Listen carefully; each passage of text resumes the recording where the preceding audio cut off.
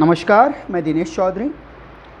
आज हम state board 10th standard entire Hindi लोक भारती पाठ्य पुस्तक में पहली इकाई के अंतर्गत पाठ क्रमांक 10 का अध्ययन करेंगे, जिसका शीर्षक है ठेस।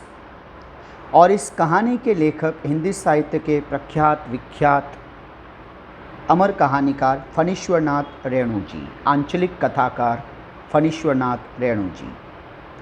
बच्चों, ये पाठ पूरक पठन प्रश्न के अंतर्गत है, अर्थात सिर्फ 4 अंकों के लिए इससे प्रश्न पूछे जाएंगे। गद्य खंड होगा, उस पर एक कृति का प्रश्न और एक स्वमत। ठेस शब्द का मतलब होता है इमोशनली हर्ट होना, भावनात्मक रूप से आघात पहुंचना, आहत होना, दुखी होना, अपमान सहन करने के बाद जो भावनात्मक चोट महसूस की जाती है उसे कहते हैं ठेस लगना। आइए सबसे पहले हम पाठ्यपुस्तक पृष्ठ क्रमांक 42 पर फणीश्वरनाथ रेणु जी के जीवन का संक्षिप्त परिचय देख लेते हैं। जन्म 1921 पूर्णिया बिहार, मृत्यु देहांत 1977। परिचय हिंदी कथाधारा का रुख बदलने वाले फणीश्वरनाथ रेणु जी को आज़ादी के बाद के प्रेमचंद की संज्ञा दी जाती। आज़ादी के बाद के प्रेमचंद। आपकी कहानियों और उपन्यासों में आंचलिक जीवन, ग्रामीण जीवन, आंचलिक ग्रामीण गांव के जीवन की धुन, गंध, लय, ताल, सुर, सुंदरता, कुरूपता स्पष्ट रूप से दिखाई पड़ती है। आपकी भाषा शैली में एक जादुई असर मिलता है। आपकी प्रमुख कृतियां हैं मैला आंचल, परती परिकथा, जुलूस उपन्यास हैं, एक आदिम रात्रि की महक, ठुमरी, अच्छे आदमी, कथा संग्रह, ऋण जल धन जल, नेपाली क्रांति कथा, रिपोर्टाज हैं आदि। गद्य संबंधी देख लेते हैं बच्चों। प्रस्तुत आंचलिक कहानी ग्रामीण क्षेत्र से संबंधित कहानी है, बिहार के ग्रामीण जीवन पर आधारित है। इस कहानी के माध्यम से कथाकार ने ग्रामीण जीवन, सामाजिक संबंध, कलाकारी, कारीगरों के स्वाभिमान, कलाकारों के उन कारीगरों के स्वाभिमान जो हैंडलूम हैंडीक्राफ्ट के जो कारीगर हैं उनके स्वाभिमान आदि को बड़े सुंदर ढंग से चित्रित किया है। बच्चों, इस पाठ में बिहार की आंचलिक हिंदी, ग्रामीण हिंदी का अत्यधिक प्रयोग हुआ है। वो हिंदी बच्चों जो हम शहरी लोग उससे वाकिफ़ नहीं, परिचित नहीं हैं। तो आइए सबसे पहले इस पाठ को समझने के लिए शब्दार्थ पे पहले ध्यान दे देते हैं। ये शब्द पाठ में बारंबार आने वाले हैं, तो आप धारा प्रवाह कहानी को समझ पाएँ इसलिए पहले शब्दार्थ से परिचय कर लीजिए। बेगार, बिना मजदूरी दिए ज़बरदस्ती लिया गया काम। मड़ैया, झोपड़ी। चिक, बांस की तीलियों का बुना हुआ पर्दा। मोथी, एक प्रकार की घास। शीतल पाटी, चटाई। मूस, एक प्रकार का तृण घास। कलेवा, नाश्ता। मुंह लाल होना, मुहावरा है, क्रोधित होना। ठेस लगना, दुखी होना, बुरा अनुभव होना। फूट फूट कर रोना, जोर जोर से रोना। मुंह लटकाना, निराश होना। इसके अतिरिक्त भी कुछ शब्दार्थ है बच्चों, तो हम उस पर भी थोड़ा अध्ययन कर लेते हैं। बेगार, बिना मजदूरी लिया गया, ज़बरदस्ती लिया गया काम। चटोर, स्वादलोलुप यानी स्वादिष्ट व्यंजन खाने का लालची, चाह रखने वाला। सिर्फ स्वादिष्ट भोजन खाने की इच्छा रखने वाला, चटोरा। मड़ैया, झोपड़ी। चिक, बांस की तीलियों का बना हुआ पर्दा। बेपानी करना, बे उपसर्ग है, पानी यानी इज्जत, तो बेपानी, बेइज्जत करना। नाखून से काट कर थोड़ा सा। इससे अतिरिक्त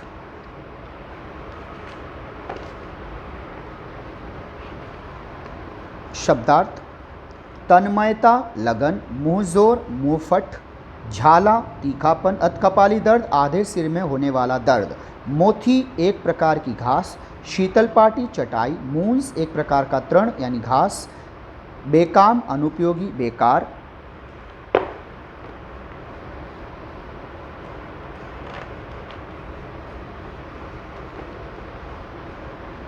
बैरंग, बिना टिकट लगा हुआ या तुरंत लौटा देना। तैनात, नियुक्त, अपॉइंट। तीली, मोटी सींग या सलाई। कमानी, लचीली एवं झुकाई हुई कीली। धूरी, खूंटी। झब्बा, गुच्छा, सुतली आदि में लगाया जाने वाला फुंदना। मुंगिया, मूंग के आटे से बना हुआ पदार्थ। पाती, पंक्ति, लक्ष्य करना, ध्यान से देखना। कलेवा, सुबह का जलपान। तमतमाकर, क्रोधित होकर। बतकुट्टी करना, बात काटने की क्रिया।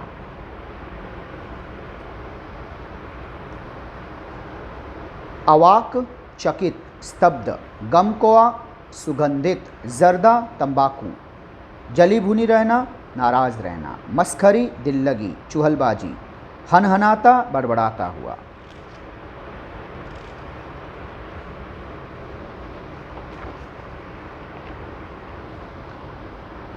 कदर, इज्जत। झालर, लहरदार किनारी। बेजा, अनुचित, गलत। तो ये इस पाठ के शब्दार्थ थे बच्चों। अब हम देखते हैं इस पाठ में आए हुए कुछ महत्वपूर्ण मुहावरे। मुंह लाल होना, क्रोधित होना। ठेस लगना, दुखी होना, बुरा अनुभव होना। मुंह फूट फूट कर रोना, जोर जोर से रोना। मुंह लटकाना, निराश होना। कुछ टिप्पणियाँ ध्यान दीजिए बच्चे। ये शब्द पाठ में आए हैं जो वहाँ की आंचलिकता की पहचान है। जो उन प्रांतों से होंगे उनके लिए शब्द आसान है, लेकिन हम महाराष्ट्र में रहने वाले, मुंबई में रहने वाले बच्चों के लिए, इंग्लिश मीडियम के बच्चों के लिए ये शब्द थोड़े से अबूझ पहेली से होते हैं, तो पहले ही इनको समझ लीजिए। खेसारी का सत्तू, भुनी हुई लतरी दाल का आटा, उसे खेसारी का सत्तू कहते हैं। पटेर की पाटी, तालाबों में उगने वाले सरकंडे की जाति के पौधे के पत्तों से बनी हुई चटाई, उसे पटेर की पाटी कहते हैं। मूंज की रस्सी, सरकंडे के छिलके मूंज से बनी हुई रस्सी। मोती घास, नागरमोथा एक घास है जिससे औषधि दवाई भी बनाई जाती है, उसे मोती घास कहते हैं। कुश, धार्मिक कार्यों में उपयोगी एक घास, दर्भ, उसे कुश कहते हैं। आइए बच्चों पाठ शुरू करते हैं। बहुत ही इमोशनल पाठ है, मार्मिक हृदय स्पर्शी कहानी है। सिरचन की कहानी है। खेती बाड़ी यानी खेती का कामकाज के समय गांव के किसान सिरचन, हमारी कहानी का नायक है सिरचन, उस व्यक्ति का नाम है सिरचन, कारीगर का नाम है सिरचन, की गिनती नहीं करते, उसे महत्व नहीं देते, उसे समझते ही नहीं उस समय कि वह है ही नहीं। खेती के कामकाज के लिए सिरचन अनफिट है।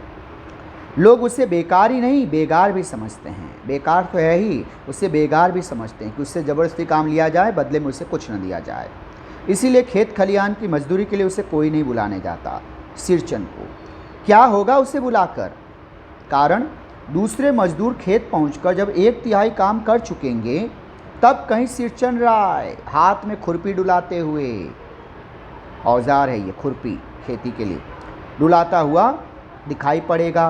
पगडंडी पर, कच्चे रास्तों पर, खेत की मेड़ों पर तौल तौल कर धीरे धीरे हौले हौले पांव रखता हुआ आएगा। धीरे धीरे, इतना धीरे धीरे चलेगा, इतना धीरे धीरे आएगा, इतनी देरी से आएगा तो काम क्या खाक करेगा? मुफ्त में अगर मजदूरी देनी हो तो और बात है, तो फिर बुला दीजिए उसे, आएगा वो अपनी अदाओं के साथ ही। आज सिरचन को लोग मुफ्तखोर, मुफ्त में खाने वाला, कामचोर, आलसी, निकम्मा या चटोर, सिर्फ स्वादिष्ट व्यंजन खाने वाला कह ले कोई। चटोर पुल्लिंग है बेटा, स्त्रीलिंग होगा चटोरन। एक समय था जब उसकी मड़ैया, उसकी झोपड़ी के पास बाबू लोग, बिहार में बाबू उन्हें कहा जाता है जिन्हें आदर दिया जाए, अमीर हो, संपन्न, उन्हें बाबू साहब कहते हैं। तो बाबू लोगों, अमीरों की, रईसों की सवारियां बंधी रहती थी, उनकी गाड़ियां आती थी और वे आकर उस गरीब, उस कारीगर, उस कुशल कारीगर सिरचन की खुशामद करते थे। उसे लोग पूछते ही नहीं थे बल्कि उसकी खुशामद भी करते थे, उसकी जी हजूरी करते थे। और क्या कहते हैं उसकी मनुहार करते हुए, अरे सिरचन भाई, अब तो तुम्हारे ही हाथ में ये कारीगरी रह गई है, ये कलाकारी बची है सारे इलाके में। एक दिन का समय निकाल कर चलो, बड़े भैया की चिट्ठी आई है शहर से और उन्होंने कहा है सिरचन से एक जोड़ा चिक बनाकर भेज दो। अब सोचो, हमारे बड़े भैया तुम्हें शहर से याद कर रहे हैं भाई साहब, इसके लिए तो तुम्हें एक जोड़ा चिक, हमने पहले शब्दार्थ में पढ़ा है बच्चों, शब्दार्थ फिर से दोहराइए, एक जोड़ा चिक बनाकर भेज दीजिए। बांस की तीलियों का बना हुआ पर्दा, बार बार अब मैं नहीं दोहराऊंगा, इसलिए पहले ही हमने सब शब्दार्थ देख लिया था। मुझे याद है मेरी माँ, लेखक एज अ फर्स्ट पर्सन इस कहानी में है, मेरी माँ जब कभी सिरचन को बुलाने के लिए कहती, मैं पहले ही पूछ लेता, भोग क्या क्या लगेगा। भोग, जैसे देवताओं के दर्शन करने जाते हैं तो भोग चढ़ाया जाता है, प्रसाद चढ़ाया जाता है ना, भगवान के सम्मान में। तो वैसे ये किसी भगवान से कम नहीं है, चटोरे देवता हैं ये आएंगे तो अवश्य सूखे सूखे नहीं जाएंगे, इनकी पसंद का भोजन अवश्य इन्हें पेश करना ही होगा। तो पहले ये भी तो तय कर लो कि उनको क्या क्या खिलाना है। माँ हंसकर कहती, अरे जा जा, बेचारा मेरे काम में पूजा भोग की बात नहीं उठाता कभी। पड़ोसी गांव के अब लेखक को तब ये याद आया कि माँ तुम कितनी भोली हो, तुम्हें क्या पता है कि वो कैसा खपती है, सनकी है वो। पड़ोसी गांव के पंचानन चौधरी के छोटे लड़के को एक बार मेरे सामने बेपानी कर दिया था उसने, बेपानी कर दिया था, बेइज्जत कर दिया था। चौधरी साहब का छोटा लड़का आया होगा, उसने कहा होगा चलिए जल्दी, बुलाया है, तेवर दिखाए होंगे, अमीरों के घर से हैं। लेकिन सिरचन बाबू भी भला किसी के तेवर सहेंगे? तुरंत टिट फॉर टैट, इमीडिएटली उन्होंने उसे जवाब दे दिया, अरे रहने दो भाई साहब, तुम्हारी भाभी नाखून से खाट कर तरकारी परोसती है और इमली का रस डालकर कढ़ी तो हम मामूली लोगों की घरवालियाँ बनाती हैं, तुम्हारी भाभी ने कहाँ से बनानी सीखी है। बच्चों याद रखना, गांव वगैरह में जो डायलॉग बोला जाता है उस डायलॉग के शब्द कुछ और होते हैं, उसके भाव कुछ और होते हैं। मतलब शब्द कम बोले जाते हैं, उसके भाव को अधिक समझा जाता है। यानी डायलॉग के पीछे जो इंसल्ट है, इस डायलॉग के पीछे वो क्या है वो समझिए। चौधरी साहब के बेटे ने कहा होगा जल्दी चलो, तुम्हें बुलाया है, तुम इतना क्या भाव खा रहे हो, तुम बहुत अकड़ रहे हो, ये बहुत गलत बात है, तुम्हें चलना चाहिए, हम बुला रहे हैं तुम्हें। तो इस बात पर उसने कहा होगा कि हाँ आ जाऊँगा बाद में। तो ये कहोगे नहीं नहीं चलो, तुम्हारे लिए अच्छा अच्छा भोजन बना के रखा हुआ है, ये क्या है तुम इतने सब तेवर दिखाते हो। अब दिक्कत यह है कि सिरचन भाई साहब पैसों के लालची नहीं हैं। पैसों के लालची होते तो अब तक कहाँ से कहाँ पहुँच गए होते। सच्चे कलाकार हैं, इसलिए थोड़ा दिमाग नहीं दिल से ज़्यादा सोच लेते हैं, इमोशनल हैं ज़्यादा। तो इन्होंने तुरंत ताव खाते हुए जवाब दे दिया सिरचन बाबू ने कि अरे मुझे पता है तुम्हारे घर पे क्या भोजन कराते हैं, तुम्हारी भाभी नाखून से काट कर यानी थोड़ा सा तरकारी परोसती है, सब्जी देती है हमें, हाँ, और इमली का रस डालकर, ये थोड़ा सा और ऐसा भी सब्जी देती है जो इमली का रस डालकर बना होता है, और वो कढ़ी तो हम जैसे मामूली घरों की लड़कियां, औरतें, वे घरवालियां बनाती हैं। अगर तुम इतने अमीर घर से हो तो इमली का रस क्यों डलवाते हो सब्जी में? घी डलवाओ, अगर तुम्हें अपनी अमीरी दिखानी है तो, वो तो तुम डलवाते नहीं हो। अच्छा एक बात बताओ, तुम्हारी भाभी ने ये भला कहाँ से बनाना सीखा है? क्या वो भी हम मामूली घरों के यहाँ से है क्या? आप समझ गए बच्चों, इंसल्ट क्या हुई। सिरचन भाई साहब किसी का उधार नहीं रखते, तुरंत अपमान के मामले में ईंट का जवाब पत्थर से। इतना मुंहफट है ये इंसान। इसलिए लेखक भयभीत हुआ कि माँ उसके खाने पीने का ख्याल कर लेना, नहीं तो मेरी खिंचाई कहीं 4 लोगों के बीच में कर लेगा। इसीलिए सिरचन को बुलाने से पहले मैं माँ से पूछ लेता था कि भोग क्या क्या लगेगा। सिरचन को देखते ही माँ हुलस कर कहती प्यार से, स्नेह से, जैसे बरसों बाद मेले में बिछड़ा हुआ बेटा पाया है माँ ने। आओ सिरचन, आज नैनू मथ रही थी मक्खन, नैनू मक्खन मथ रही थी तो तुम्हारी याद आई। घी की खकोरन के साथ चूड़ा तुमको बहुत पसंद है ना। घी की खकोरन के बाद घी बनाने के वक्त कुछ चिक्की जैसा एक कड़क पदार्थ बच जाता है, बहुत ही स्वादिष्ट होता है, उसके साथ चूड़ा। ये पसंद था सिरचन को, स्वादिष्ट व्यंजन है। माँ इस बारे में जानती हैं। तो माँ जो है बहुत बड़ी मनोवैज्ञानिक ज्ञाता है। उन्होंने कहीं नहीं कहा कि मैंने तुम्हें क्यों बुलाया, क्या काम है। पहले ही डायलॉग देखिए माँ का, उसकी पसंद का कार्य बता रही है कि आज नैनू मथ रही थी इसलिए तुम्हारी याद आई, जबकि ये सच पूरा सच नहीं है। माँ नैनू मथते हुए भला उसे क्यों याद रखेगी, लेकिन काम करवाने के बुज़ुर्गों के अपने अपने तरीके होते हैं। घी की खकोरन के साथ चूड़ा तुम्हें बहुत पसंद है ना, ये लो। और फिर इधर उधर की बातों के बाद माँ ने कहा, और बड़ी बेटी ने ससुराल से मेरे संवाद भेजा है, संवाद समाचार भेजा है। उसकी ननद रूठी हुई है।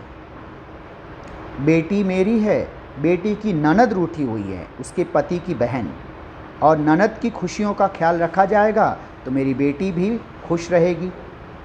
और बेटी की खुशी पूरे करने के लिए समस्या क्या है, मोती की शीतल पार्टी। अब ये मोती घास की शीतल पार्टी बनाने वाला कारीगर कौन है, सिरचन है। तो इनडायरेक्टली माँ कह रही कि भाई साहब आपको इसलिए बुलाया है। लेकिन गौर कीजिएगा, अभी भी उन्होंने नहीं कहा कि तुम्हें ये काम करना है। काम कराने का ये तरीका होता है। तो सिरचन अपनी पनियाई जीभ, माँ ने जो कहा वो पूरा उसने थोड़ी सुना है। घी की खकोरन, चूड़ा, नैनू, ये सुनते ही उसके मुंह में पानी भर आया।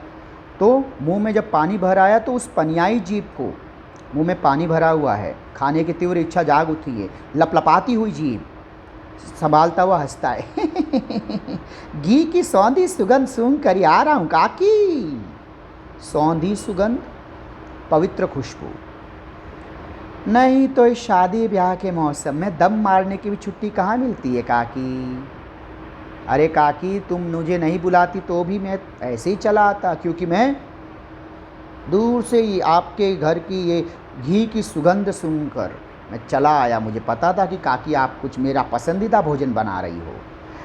वैसे मैं आता नहीं, क्यों, शादी ब्याह का मौसम है, मुझे बहुत सारे मेरे क्लाइंट हैं and I have so too much busy काकी, यू नो, मेरे पास बहुत सारे टास्क हैं, मेरे बहुत प्रोजेक्ट हैं। एक पल की भी फुर्सत से बैठने की मेरे पास छुट्टी नहीं है, वक्त नहीं है, फुर्सत नहीं है। दम मारने की, आराम करने की, एक पल सुस्ताने की भी, कुछ पल बैठने की भी मेरे पास फुर्सत नहीं है, वक्त नहीं है मेरे पास। इतना बिजी हूँ मैं काकी, लेकिन सिर्फ ये फेवरेट डिश खाने के लिए आ गया हूँ। कम ऑन, जल्दी से पेश करो मेरी फेवरेट डिश। अब देखिए सिरचन का परिचय कि वो किस काम का कारीगर है और क्या क्या बनाता है, और उस काम में उसके हथियार कौन से, उसके औजार कौन से हैं। बच्चों, ये सब आपके लिए महत्वपूर्ण नहीं। अगर आपको लगता है कि यहाँ पे अभी जो हम शब्द पढ़ने वाले हैं उसका अर्थ आपको जानना है, तो वो शब्द आप लीजिए, गूगल पर सर्च कीजिए, स्पेलिंग सही टाइप कीजिए, इमेज के साथ ये शब्द का अर्थ आपको दिख जाएगा, क्योंकि इनकी शाब्दिक अर्थ नहीं है। ठीक है। सिरचन जाति का कारीगर है। जाति, कास्ट, बड़ी की मात्रा मत कीजिएगा, कारागिर नहीं, कारीगर है। मैंने घंटों बैठकर उसके काम करने के ढंग को देखा। एक एक मोती और पटेर को हाथ से लेकर बड़े जतन से, बहुत अच्छे से, प्रयासों से, बहुत ही संभाल कर जतन से उसकी कुच्ची बनाता है। फिर कुच्चियों को रंगने से लेकर सुतली सुलझाने में पूरा दिन समाप्त कर देता है। काम करते समय उसकी तन्मयता, उसकी एकाग्रता, उसका कंसंट्रेशन में जरा भी बाधा पड़ी, जरा भी रुकावट आई कि वह गेहूं सांप की तरफ फुफकार उठता है। गेहूं सांप गांव में मिट्टी के रंग का एक सांप होता है, बहुत ही जहरीला होता है। अगर उसको, उसके शरीर, उस सांप के शरीर को थोड़ा सा भी कोई स्पर्श कर दे तो तुरंत डस देता है। गेहुवन सांप, बहुत ही क्रोधी सांप, फुफकार उठता ये उसी की तरह, यानी तुरंत रिएक्ट कर देता। शॉर्ट टेम्पर बहुत है ये। और क्या कहता, जाइए फिर किसी दूसरे से काम करवा लीजिए। सिरचन मुँह जोर है हुजूर, काम चोर नहीं। मैं सिरचन हूँ, मुँह जोर हूँ, मुँह पे कह देता हूँ, मुँह फट हूँ, बदतमीज़ हूँ, लेकिन काम चोर आलसी नहीं हूँ। तुम सिखाओगे मुझे मेरा काम? है तुम्हारी औकात? अगर तुमको इतना ही मेरे काम में इंटरफेयर करना, हस्तक्षेप करना है तो जाइए किसी और से करवा लीजिए काम। ऐसा एटीट्यूड था भाई साहब का। और एक बार ये बिगड़ गया तो फिर आप इससे हज़ारों लाखों करोड़ों रुपए का प्रलोभन दीजिए, नहीं आएगा ये, क्योंकि रुपए को लेकर इसके मन में भाव ही नहीं, विरक्ति भाव है। पैसे का लालच रत्ती भर का नहीं है। सच्चा कलाकार जो ठहरा, बिना मजदूरी के पेट भर भात चावल पर दिन भर काम करने वाला ये कारीगर, दूध में कोई मिठाई न मिले कोई बात नहीं, किंतु बात में, उसके सम्मान में, उससे बात करते समय अगर थोड़ा भी झाला हुआ, गड़बड़ हुई, उसके सम्मान में कमी आई तो वह बर्दाश्त नहीं करेगा, तुरंत खड़े खड़े काम छोड़ के चला जाएगा। सिरचन को लोग चटोर भी समझते हैं, स्वादिष्ट व्यंजन खाने का शौकीन। तली हुई बघारी हुई, छौंका लगाई हुई, तली बघारी हुई तरकारी, सब्जी, दही की कढ़ी, मलाई वाला दूध, इन सब का पहले प्रबंध करो। याद कीजिए, लेखक ने पहले ही कहा था, भोग क्या क्या लगेगा, पहले ये सब व्यवस्था करो, तब सिरचन को बुलाओ, दुम हिलाता हुआ हाजिर हो जाएगा। नहीं तो फिर वो कभी भी आएगा नहीं, बहाने बनाता रहेगा। खाने पीने में चिकनाई की कमी हुई, काम की सारी चिकनाई खत्म।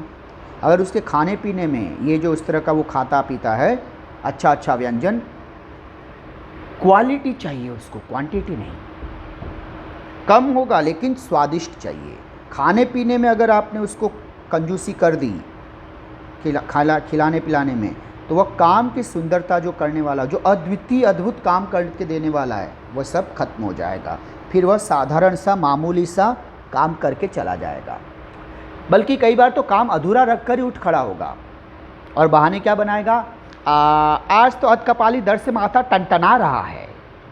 अधकपाली आधा सर, दर्द से माथा टनटना रहा है, बहुत ज़ोरदार भीषण असहनीय दर्द हो रहा है भाई साहब। आपका काम थोड़ा सा रह गया है, किसी दिन आकर पूरा कर दूंगा। किसी दिन मतलब कभी नहीं, ये गया वो गया, वापस आने वाला नहीं है ये। तो ये रेपुटेशन है सिरचन की पूरे गांव में। मोती घास और पटेर की रंगीन शीतल पाटी, बांस की तीलियों की झिलमिलाती चिक, सतरंगे डोर के मोड़े, भूसी चुन्नी रखने के लिए मूस की रस्सी के बड़े बड़े जाले, हलवाओं के लिए ताल के सूखे पत्तों की छतरी टोपी तथा इसी तरह के बहुत से काम हैं जिन्हें सिरचन के सिवा, सिरचन के अलावा गांव में और कोई नहीं जानता। तो बच्चों, ये पूरा सिरचन जो काम करता है, जिसके लिए वो प्रसिद्ध है, उनके नाम दिए हैं। ये सब वस्तुओं के नाम हैं जिन्हें सिरचन के अलावा इस गांव में और कोई बनाना नहीं जानता है।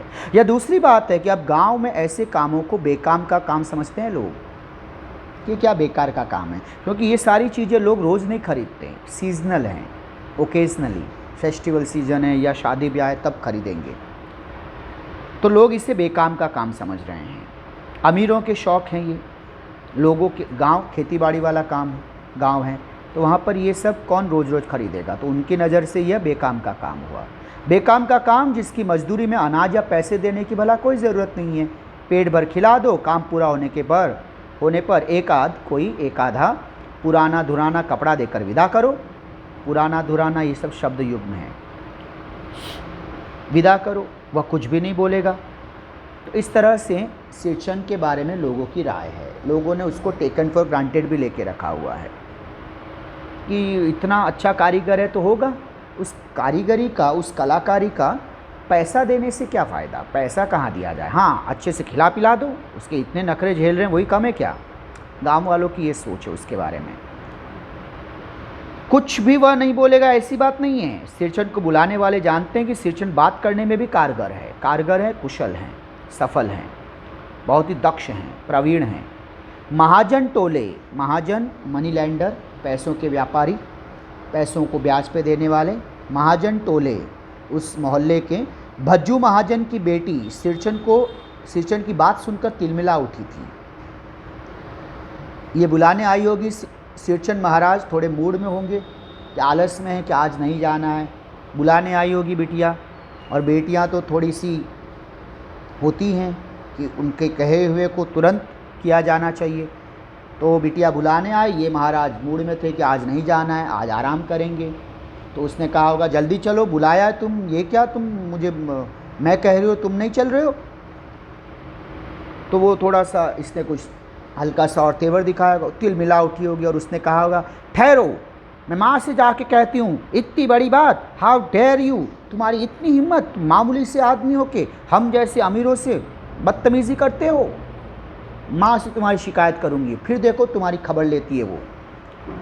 अब इतनी अमीरी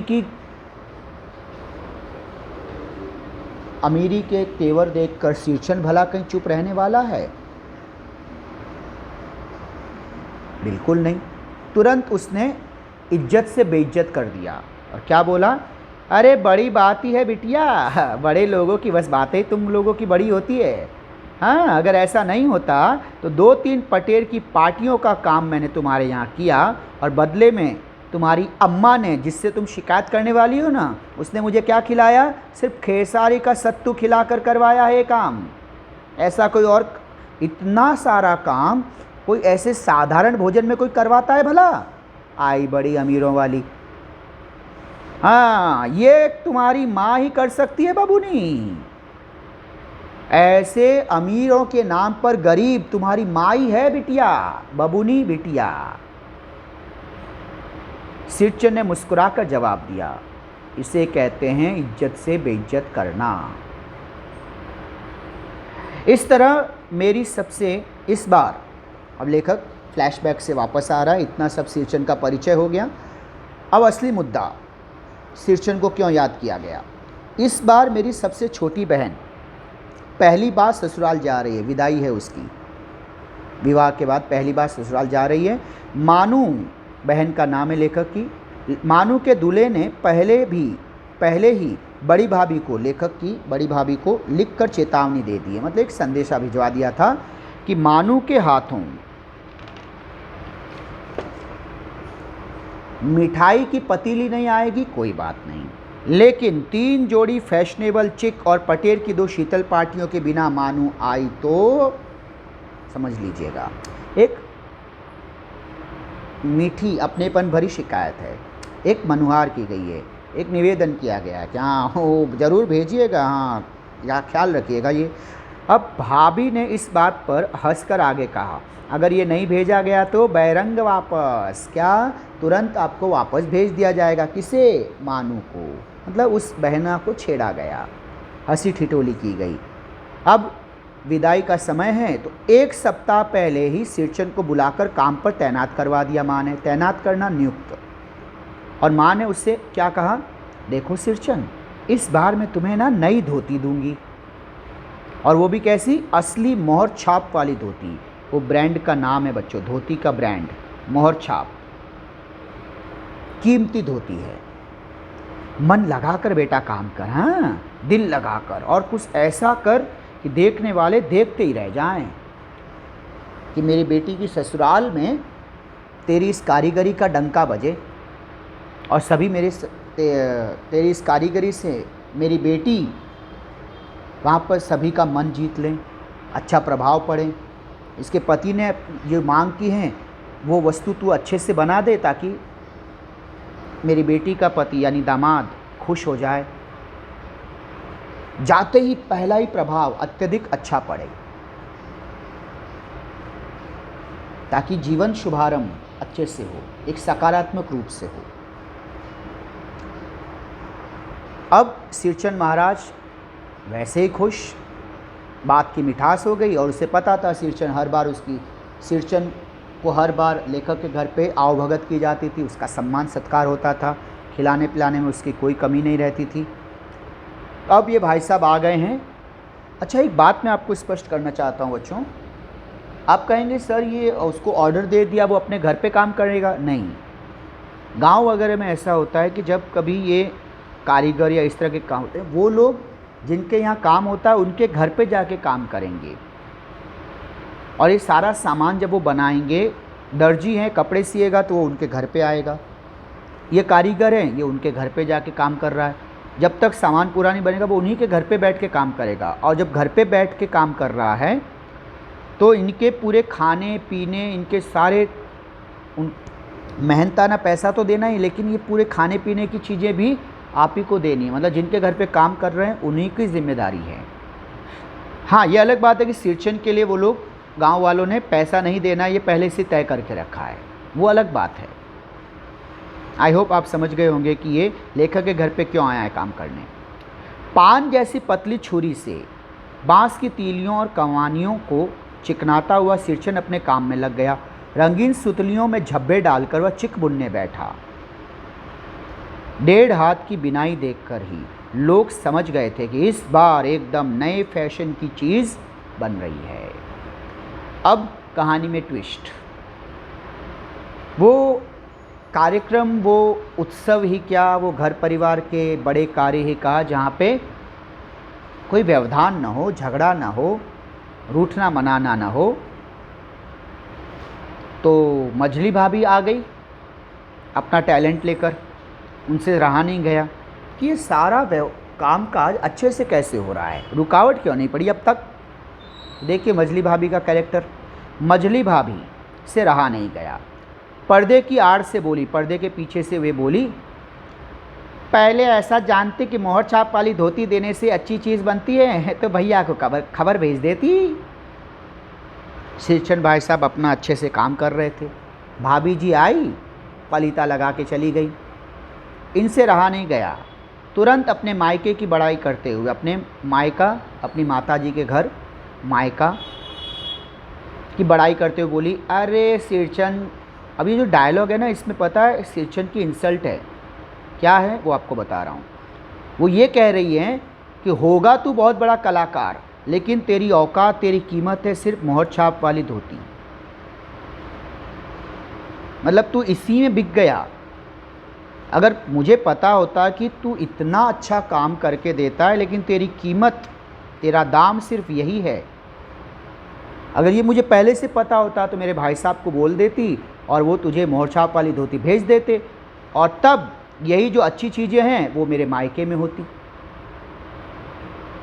अब सोचिए, ये कोई भी खुददार स्वाभिमानी कलाकार ऐसी इंसल्ट सहन करेगा नहीं, और वो भी सिरचन जैसा, असंभव।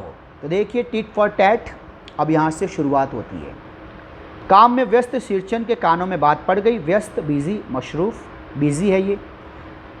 बात सुनाई दे गई उसको, तुरंत बोला, मैंने कहा था ना ये किसी का उधार नहीं रखता है, तुरंत सुना देता है, अरे मोहर छाप वाली धोती के साथ रेशमी कुर्ता देने पर भी ऐसी चीज़ नहीं बनती बहुरिया। मानू दीदी काकी की सबसे छोटी बेटी है, मानू दीदी का दूल्हा अफसर आदमी है। इस डायलॉग का मतलब समझा? मतलब सिरचन ने टिट फॉर टैट तुरंत जवाब दिया और क्या कहा, मोहर छाप वाली धोती के साथ साथ अगर तुम्हारा भाई मुझे रेशमी कुर्ता, कीमती कुर्ता भी देते ना, तो भी मैं ऐसी चीज़ नहीं बनाता। क्यों? मर्जी मेरी। यहाँ क्यों बना रहा हूँ? क्योंकि माँ जी मेरा ख्याल रखती हैं, इस घर से मेरी आत्मीयता जुड़ी हुई है, अपनापन जुड़ा हुआ है, और वैसे भी मानू दीदी मेरी काकी, लेखक की माँ को वो काकी कहकर संबोधित करता है, काकी की सबसे छोटी बेटी है और वह मेरे लिए भी बेटी और बहन की तरह है, और वैसे भी मानू दीदी का दूल्हा अफसर आदमी है, तो मैं उसके लिए ये घर पे, उसके घर के लिए चीज़ें बना रहा हूँ, तो वहाँ पर ये सुशोभित होगी, शोभा बढ़ाएगी। और आपका भाई ठहरा अनपढ़ गवार गोबर गणेश, इतनी अच्छी चीज़ें उसके घर में शोभा भी नहीं देगी। आप समझ गए बच्चों? जो नहीं कहा गया वो समझिए। अब समझो, ये सुनकर क्या मझली भाभी खुश होगी? स्वाभाविक है नहीं, क्योंकि उन्हें लगा था कि वे सिरचन की इंसल्ट करेगी, लेकिन यहाँ पे सिरचन ने ही उन्हें जलील कर दिया, अपमानित कर दिया। मजली भाभी का मुंह लटक गया, स्वाभाविक था, निराश हो गई, अपमानित हो गई। मेरी चाची ने फुसफुसा कर कहा, ये दूसरी कैरेक्टर, एक मिसाइल फेल हो गई तो दूसरी आ गई है कि भाई व्यवधान क्यों नहीं हुआ, रुकावट डालेंगे।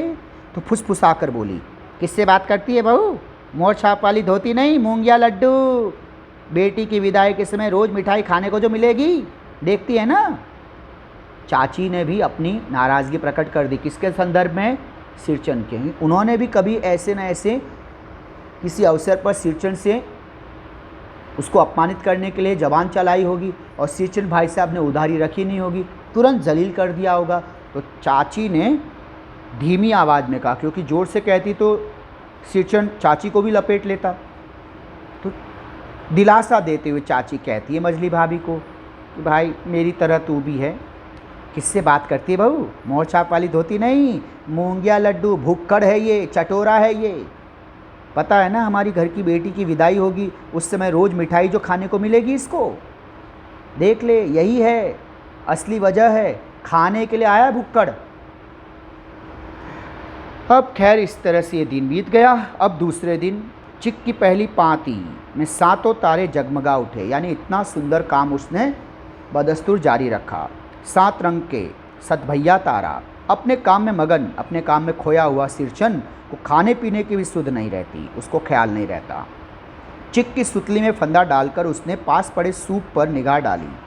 एक छोटी तश्तरी रही होगी, सूप रहा होगा, उसमें कुछ उसके लिए खाने के लिए रखा गया था, कलेवा, नाश्ता।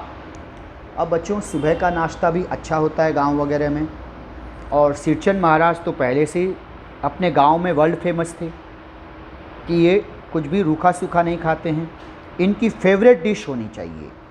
जो इनको अच्छा अच्छा लगता है वो खिलाओ तो अच्छे अच्छे काम करेंगे। काम अच्छा कर रहा है इज इक्वल टू उसको खाने को भी अच्छा चाहिए। तो जो उसको नहीं पसंद है वह उसके सामने पेश किया गया है, और गेस करो किसके द्वारा? मजली भाभी के द्वारा, क्योंकि कल के अपमान का बदला जो लेना है। तो मजली भाभी इन बैटलफील्ड अगेन।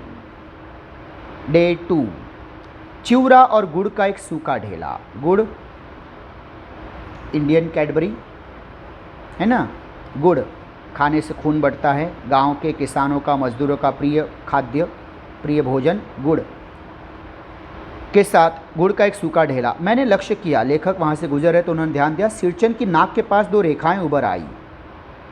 नाक सिकोड़ रहा है वो, यानी उसको नाप पसंद है। हैं, ये किसने ला दिया, मैं और ये खाऊंगा, ऐसा। मैं दौड़कर माँ के पास गया। माँ, ये भड़क कर जाने वाला है, क्या कर रही हो माँ? आज सिरचन को कलेवा किसने दिया है? कलेवा सुबह का नाश्ता, वो भी सिर्फ चिवड़ा और गुड़। अरे वो सनकी है, पगला है, भग जाएगा अभी। काम अधूरा छोड़ के माँ रसोई घर के अंदर पकवान आदि बनाने में व्यस्त थी। तो बोली, अरे मजली, सिरचन को बूंदिया क्यों नहीं देती? बूंदी, मीठी बूंदी, तो बूंदिया दे दो। अब माँ ने ये मजली बहू को पुकार के कहा है, तो ज़ोर से कहा है। अब किचन में माँ बैठी है, माँ, और किचन के बाहर के हिस्से में ये बैठकर काम कर रहा है। स्वाभाविक है ये आवाज़ इस तक भी आई। अच्छा, माँ ने जो कहा ना, अरे मजली, सिरचन को बूंदिया क्यों नहीं देती, एक तरह से ये मजली भाभी का अपमान है कि तुझे किसने कहा था ये सब सूखा देने के लिए? अपनी अकल क्यों लगाती जो कि है नहीं? बूंदिया दो उसे, यानी खुद जाओ और वापस से उसको उसका पसंद वाला भोजन दो। अपमान था, तो स्वाभाविक है। अब उस पर से नमक छिड़कते हुए सिरचन महाराज क्या कह रहे हैं? अरे बूंदिया मैं नहीं खाता काकी, रहने दो, चलेगा, आज एडजस्ट कर लेता हूँ। सिरचन के मुंह में चूरा भरा हुआ था। गुड़ का ढेला सूप के किनारे पर पड़ा रहा, अछूता, उसको छुआ ही नहीं उसने, मतलब उसे पसंद नहीं था। अब ये काम कर रहा है, बात आई गई हो गई, लेकिन मजली भाभी ये अपमान कैसे सहन करती? तुरंत माँ की बोली सुनते ही मजली भाभी की भौहें तन गई। भौहें तनना मुहावरा है, अत्यधिक क्रोध आना, गुस्सा आना। मुट्ठी भर बूंदियाँ सूप में फेंक कर चली आई। अब बताइए, कोई आपको मेहमान बन के आप गए हैं बच्चों, और आपको भोजन पेश करते हुए, नाश्ता पेश करते हुए ऐसे फेंक के कोई चला जाए, वो आपका सम्मान है कि अपमान है? स्वाभाविक है, घनघोर अपमान है। और सिरचन जैसा संवेदनशील कलाकार ये अपमान सह सकता है क्या? नहीं। लेकिन वो भी अपनेपन में।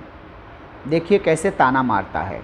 सिरचन ने पानी पीकर कहा, मजली बहुरानी, अपने मायके से लाई हुई मिठाई भी इसी तरह हाथ खोलकर बांटती हो क्या? ये जितना प्यार से तुम मुझे फेंक कर गई हो ये मिठाई, हाँ, क्या ये ऐसे तुम्हारे मायके से भी कोई लाई हुई चीज़ सबको ऐसे ही बांटती हो, या वो प्यार से बांटती हो? फिर यहाँ पे क्यों ऐसे फेंक के जा रही हो? मैं कोई कुत्ता हूँ? जलील हूँ? तिरस्कृत हूँ? अपमानित हूँ? बहिष्कृत हूँ जो तुम मुझे ऐसे फेंक रही हो मेरे सामने? गिरा पड़ा हूँ क्या मैं? बस मजली भाभी अपने कमरे में बैठकर रोने लगी। क्यों? मायके के